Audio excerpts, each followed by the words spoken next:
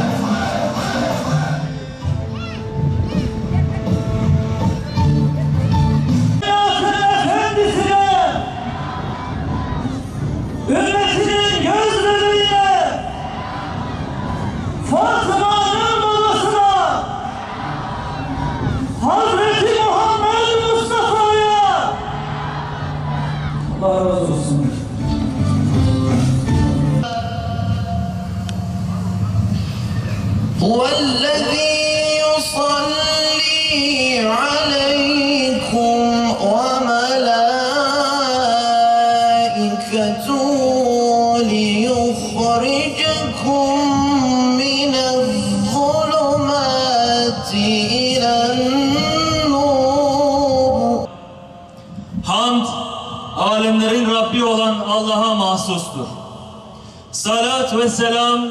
onun kulu ve elçisi olan Muhammed Aleyhisselam'a, al ve ashabına olsun. Peygamberi anlamak,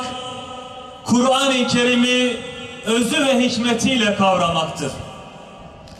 Sünneti yaşamak, tüm amel ve davranışlarımızın merkezine rızayı ilahiyi yerleştirmektir. Merhaba merhaba لدنيا والخلق مرحبا مرحبا كيف وش بون امجلك مرحبا مرحبا خير هاتي سرجعها يا محبا مرحبا مرحبا جو مرحبا مرحبا مرحبا يا محمد مصطفى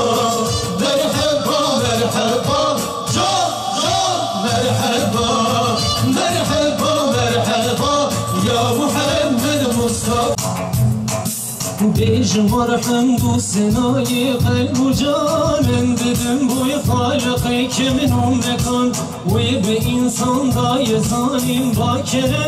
ومدن هم حكمة وعلم وقلم أول هم آخر ربي عظيم هم عليم وهم كريم وهم رحيم مالك أفلاك وأسماء بحر وبر رازق جملة هينة رح دبر أنت ممآن وجود بقدرته جن وإنسان وباسم رحمته نعمة خوش أمكرمكو مسلمان هم محمد سرسري مكر شغال Oy hidayet dame Kur'an-ı Kerim Rehberi çuna sırat-ı müstakim Ey Hudâ-i beşeri bu be mekan Tüme be iman nehili tü zaman Dürneki meta hebin ku embejin Yek deme ya Reb şu dini khoy mubin Muhammed